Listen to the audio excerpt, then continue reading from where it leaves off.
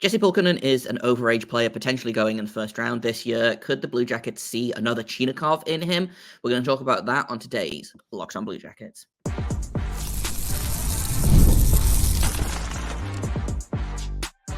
You're Locked on Blue Jackets, your daily podcast on the Columbus Blue Jackets, part of the Locked on Podcast Network, your team every day. Hello and welcome to Locked on Blue Jackets, part of the Locked on Podcast Network, your team every day. I am, as always, your host, Jay Foster, here to give you the good, the bad, and the ugly about your favorite team and mine, the Columbus Blue Jackets. Before we get started, I want to thank everyone for making this your first listen of the day every single day. Locked on Blue Jackets is free and available on all podcast platforms and over on YouTube. I also have to let you know today's episode is brought to you by Ultimate Hockey GM. Ever dreamed of becoming an NHL GM and managing your own hockey franchise? Well, now you can with Ultimate Hockey GM. It's completely free, and Locked On listeners get a 100% free boost to their franchise when using the promo Locked On NHL in the game store. Just visit hockeygm.app or look it up on the app stores. Ultimate Hockey GM, start your dynasty today. We are continuing our march to the draft here. We've got another prospect profile for you. Today we're looking at Jesse Pulkinen, who is a name that not many people seem to know what to do with. So we're going to talk about why that is. We're going to talk about, could he be one of the rare overages that goes and makes an impact after being taken in the first round, like Igor Chinikov did in 2020? And could he be a Blue Jacket? Could the Blue Jacket pick him up at 36th overall? So we're talking to Sam McGilligan of Puck Preps about all of this. So I'm just going to get into my conversation with him. The draft's getting closer and closer. The Blue Jackets haven't picked up a second first-round pick yet, but I'm not ruling it out, especially with the news that Patrik Laine is on the way out of Columbus, or is going to attempt to be on the way out of Columbus. So let's do some more draft profiles. I've got Sam McGilligan here, and today we're going to be talking about Jesse Pulkinen, who is a name that I feel like has been turning up more and more as we get closer to the draft. And I'm not sure if that's good news or bad news. So let's get into that. It's wild news. It's everything to do with Jesse Pulkinen is wild. Everything. I mean, from how he plays on the ice to the fact that we've got a almost 20-year-old being considered in the first round because he is an overager. Which sometimes I feel like when I'm seeing what people discussing and fans like, oh yeah, we should draft this guy in the draft. It's like, you got to remember this guy's an overager. Doesn't mean, some overager picks works. But he is, I believe, let me check that birthday of his, but I believe like he's real close to aging out of the draft. He is a December 04. Yeah. All right. So that's pretty old. But I mean, he is a enigma on the ice. My first 3 viewings of this guy, at the very end of it, I said he was a D&D. He's not a D&D. They were 3 very bad viewings. But it does kind of embody like what he is. Because when I started seeing his name get mentioned in top 32, top 50 usually of like some people's back in like late winter, I went and watched again and again and again the 3 games that I did. And I went, what is this guy? He is terrifying. He is utter chaos when he's on the ice. Some of the defensive reads that he makes are kind of sloppy, but we're not even talking about the reads, like the decisions he makes. It's like, I should guard the slot, but that guy 10 feet from me looks like he needs an elbow to the face. So then he goes and brings his elbow to the face, but kind of is late to the party and doesn't do anything with it. So this was like the impression I came away with early on. Just bad decision-making defensively, bad stick positioning, bad body positioning, interesting decisions being made in terms of when to leave the slot. Semi not good rush defense, but that was the one thing I was like, okay, I kind of see it. And every time he touched the puck, I was terrified. Then on the 4th game I watched, I did this with a joint viewing with Will Scouch, and the 2 of us watched them together. It was the most ridiculous viewing I think I've ever seen of a player, of both good and bad. The highs were sensational. He was doing unbelievable things. He was making quick passes through multiple defensive layers. He was dangling people. He was just playing yeehaw hockey to its extremist. Just like every chance to pinch for offense he took, everything he could possibly do to drive play forward. But he also did it with complete reckless abandon. And it was simultaneously a nightmare. he was like one sick play followed by a disaster, followed by a sick play, followed by a disaster in the same shift. I couldn't keep track of what I was seeing, but I immediately took him off the D&D list. I placed him somewhere in the middle of the second round. He's kind of stuck around there for the rest of the year. So what you're saying is high risk, high reward. Unbelievably high risk and high payoff. reward, high payoff. But he's not a player I think you can ever see the recklessness being taken away. He's going to be that guy who, when he's on your team, you're like, why? Why did you do that? There's no way you thought that was the play. But that same thought process is going to be what makes you go, holy, look what this guy does 2-3 shifts later. There is no separation of church and state here. This is who he is.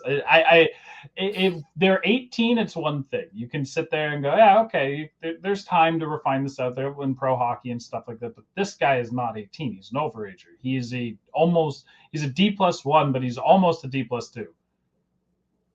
He is spooky, just spooky.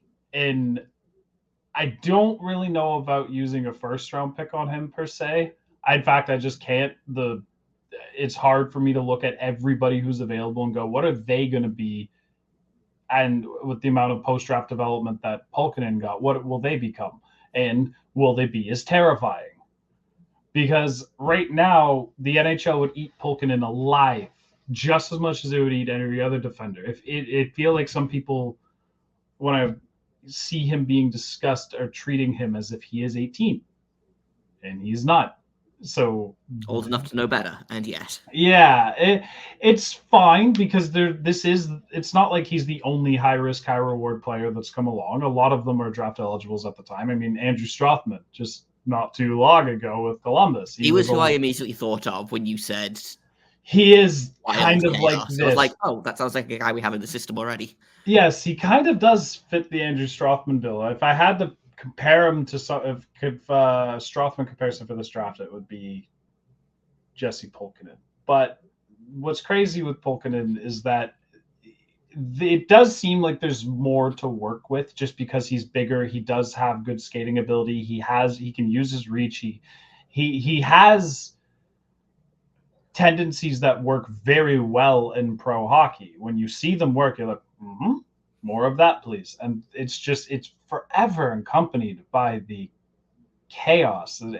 It's innate within him. It almost feels like it's hard to come up with a development plan that maximizes what he is without bringing the flaws in. I feel like it mostly just comes down to how much can you change his decision making. And from this now, it's becomes like you have to meet with the player and really understand what they see on the ice and how they process things, like what's going through their mind when they're making decisions like this. So maybe you can find a way to be like, just do this and don't do that. But it sounds that simple, but it never is that simple, or else every prospect would be developed great, right? Like some people just think a certain way and eventually it hits a wall, but when they're athletic enough, it, works out at these levels of play, which, I mean, he plays Liga. That's not bad level of play. But that's a first round pick you're using. Yeah, Bob McKenzie has him at 33rd, I believe, on the in his rankings. Is that about just into the second round? I know you said you had him kind of in the middle of the second round. I have a pick at 36 currently, unless they decide to give it to the Flyers, which they could decide to do after the first round is complete, I think. Is that kind of a range that you would expect Pulkinen to be taken in? I would be surprised if he fell beyond that. He is big. He is range. He plays with skill. He can be a physical mauler, which NHL teams love. It would be a surprise to see him go super high. It would be a surprise to see him fall. So yes, I think that like late first, early second range is where he's going to go. I would be very cautious of what team takes him in the first, though. Like he would be a terrifying first player to draft. If it's your second pick, even better, your third pick, and you have like 2 early seconds or something like that. I don't think a team does, but just let's say you trade up or something like that. If he's your third player you're taking, then sure, go for the risk. Why not? Second player, okay. First, it's risky, very risky. It's just the Blue Jackets have had some success with overage players. Obviously, there was the Igor Chinikov draft. That's the first thing I was just about to say. In 2020. It was 2020, wasn't it? Yeah. I believe so, yeah. Where they drafted him, and the on-air draft expert was like, "I have no idea who this guy is." So they've had success with overage picks before, but I don't know that lightning is necessarily going to strike twice. In this case, I think Chinikov was a lot more projectable than Pulkinen. In a minute, I've got more of my conversation with Sam about Pulkinen, but first, I want to bring up one of our partners, the mobile game Ultimate Hockey GM. Have you ever dreamed of becoming an NHL GM and managing your hockey franchise? Do you think you could run the Blue Jackets better than Don Waddell? Well, your dream can come true, and this game is most definitely for you. Manage every strategic aspect of your team, play through the seasons and lead it to glory, hire the right coaches and staff, trade players or draft picks, navigate through free agency and the draft, all in a challenging and realistic game world. As a Blue Jackets fan, you know there is no off-season. GMs are constantly making moves at every point of the year to improve their team's chances, and I think you are going to love this game. Ultimate Hockey GM is completely free and playable offline. You can play it on the go as you want and when you want. By the way, Locked On Network listeners get a 100% free boost to their franchise when using the promo Locked On NHL in the game store, so make sure to check it out. To download the game, just visit hockeygm.app or look it up on the app stores. Ultimate Hockey GM, start your dynasty today. I do want to ask about, so you talked about how he's always going to have kind of this level of recklessness and chaos in his game. Is there a worry that if you kind of like train that out of him, you'll lose some of the parts that make him good? That could be a thing. I think this goes into a bit almost like a psychology thing where it really just depends on the fit between the development staff working with him and the player himself. Without knowing him personally, I can't really say, but I can say that he would not be the first player to be developed to have everything oomphy taken out of their game, where it's like, see, you make the mistake because you try and do this, and now you're doing this instead. So it's all cut out. And then it's like, well, what are you drafting them for?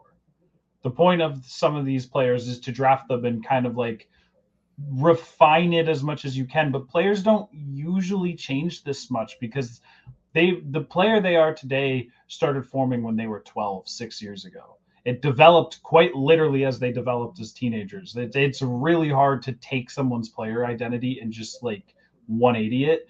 Usually what happens is that a team just doesn't gel with whoever they picked. The scouts and the dev staff just weren't kind of on the same page, and the dev staff, or it often as well, the player, it's not always like the team, it's more often it's the player, just doesn't maximize everything the way that they have to.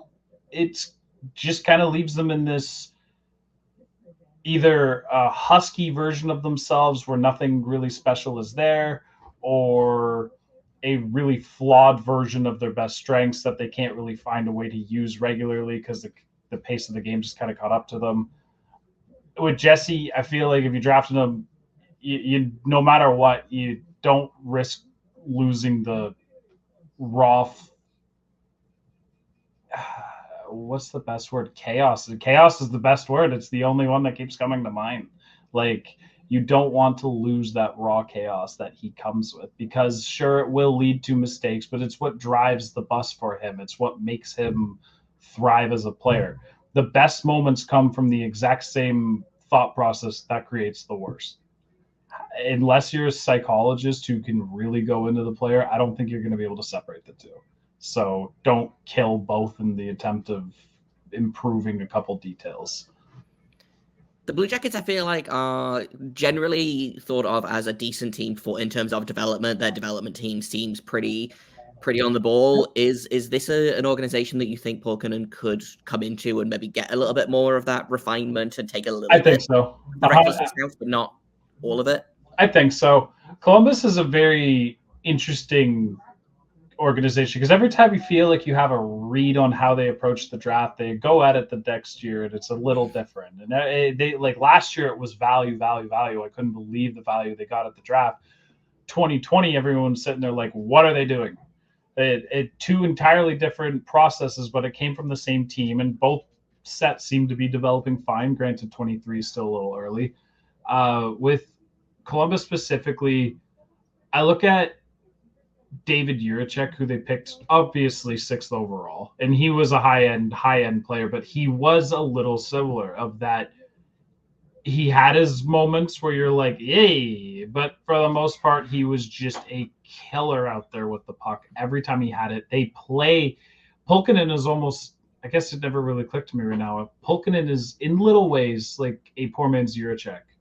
Doesn't have that same sense with the puck, and Jiricek is much more involved in driving play forward and is also just a meaner defender and a better defender.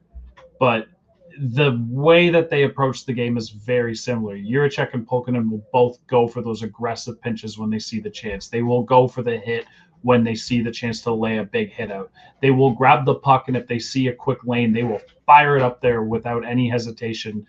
And they might have missed one defender who was lurking close by and might pick it off or something like that. Pulkinen just is more raw, more inconsistent right now. And he's not that much younger than Jiricek is. So I guess that's the point of, like, you can look at it and start to see where maybe the concern is, because Jiricek at 18 was already levels beyond what Pulkinen is now. Has gotten so much better since.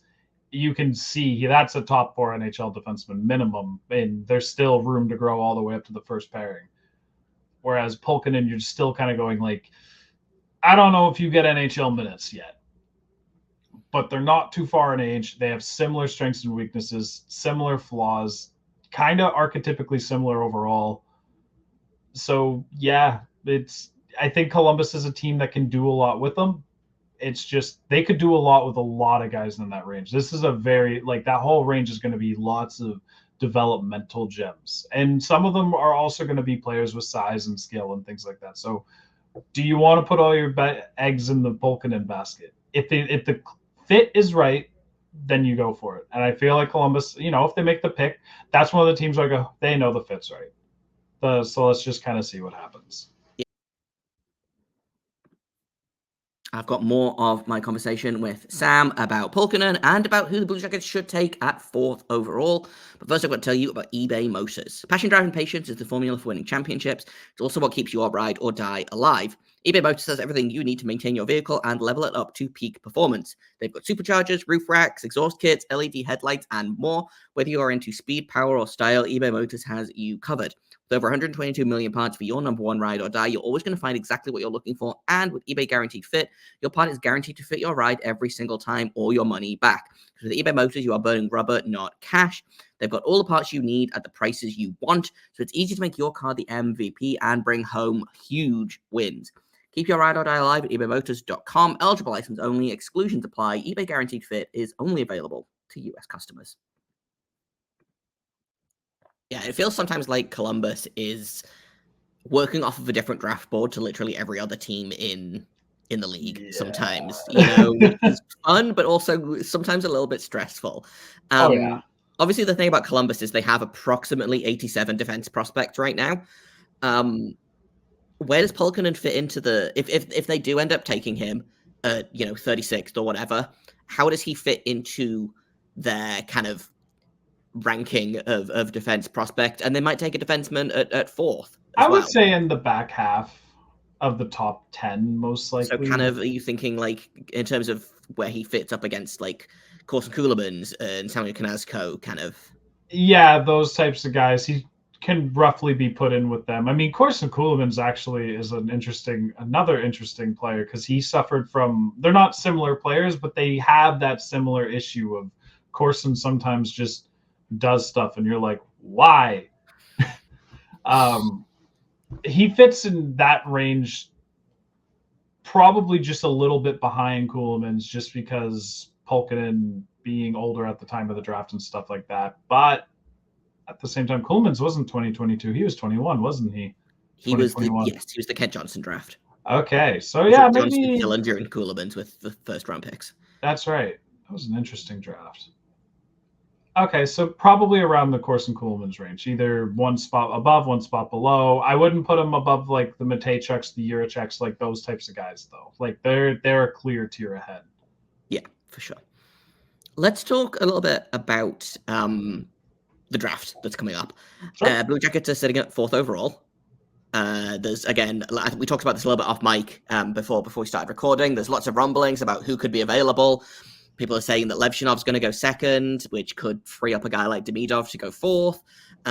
But if we assume that the sensible thing happens and it goes Celebrini, Demidov, Levshinov, 1, 2, and 3, who do you take at 4th overall? Berkeley Catton. Berkeley Catton. Yep. Like it's been pretty much since the year started, and I got fully familiar with every player. My list went 1, 2, 3 of Celebrini, Demidov, and Catton, and it never changed, not a single time, and it won't change until the end of the year. Lindstrom is the only thing that comes close, and I can see an NHL team liking Lindstrom a lot more. Dude, he's a 6'5" guy who skates really, really well, has great use of his reach and great skill, great shot, fantastic high-end moments, and you're just looking at him and like, even if it doesn't all come together and become a bit more coherent, the tools that are there are just so enticing. It's easy to see some level of NHL play. Personally, Berkeley Catton being 5'10.5" or 5'11" or whatever he is does not concern me in the slightest as a center, because what's 1 extra inch of height supposed to do when he's this good? It suddenly makes you into a much better center, obviously. That yeah, apparently. I feel like wingspan is the thing that matters almost more than height, but we're not talking about wingspan. We're always talking about height. Catton plays like a fantastic center. Positionally, he's just everywhere he's supposed to be at all times, and is just a play-driving machine. Just a monster out there.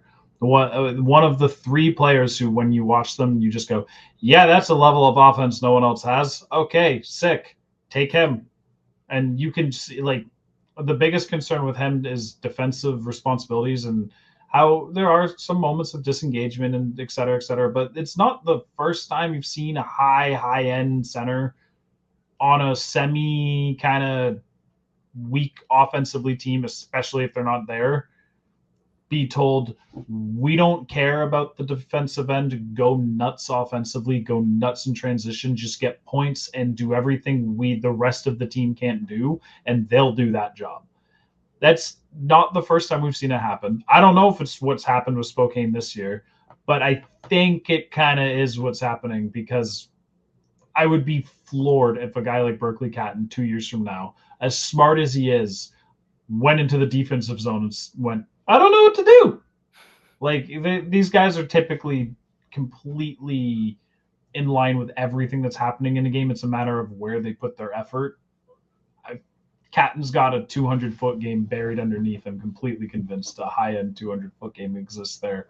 Makes it the easiest thing in the world. If you don't have Celebrini, which none of us do, unfortunately, and you don't have Demidov, which we all likely will, and all of our teams will pass on him and make us sad, then get excited for Berkeley Catton so your team can also be sad when they pass on him too. Yeah, that's the theme. The theme of the draft this year is sadness. It feels like that, yes. Very much so. It's gonna be fine. I have faith in this team, question mark. If people want to learn more about the draft, if people want to learn more about Berkeley Catton or Jesse Pulkinen or Caden Lindstrom or whoever, where can people find you and your work online? You can find me always on Twitter at Sam_McGilligan, and my Substack, sammcgilligan.substack.com. The ranking write-up is pretty much finished at this point. I'm mostly just waiting to release it because I'm releasing mine alongside Scouches for his live stream. That will be the Monday or the Tuesday of the draft. I don't think we picked which day it will be for sure. We will be revealing both of our rankings side by side, and mine will be posted with all the write-ups that I do. This time it's not that long. You can also find my work at Puck Preps as well. Subscribe for anything to do with North American prospects, not just this year, but all years between CHL draft and NHL draft. If you're interested about anybody, there is lots of content on them there. And that's all I've got for today. We're going to do another episode tomorrow because I have a bunch of these prospect profiles that I want to get through before the draft. So we're going to do another one tomorrow. Bonus Saturday episode for you guys. How exciting. We're going to talk about Michael Haig from the Chicago Steel. He's a really, really fun really fun guy to talk about. So that's going to be tomorrow's episode. Thank you for listening to this episode, for making it your first listen of the day. Locked On Blue Jackets is free and available on all podcast platforms, on YouTube and on SiriusXM. You can find me on Twitter at _Jacob Foster. You can find the show at LO_Blue Jackets. If you have comments, questions, criticism, you can email me at lockedonbluejackets@gmail.com. And until tomorrow, make sure you stay locked on.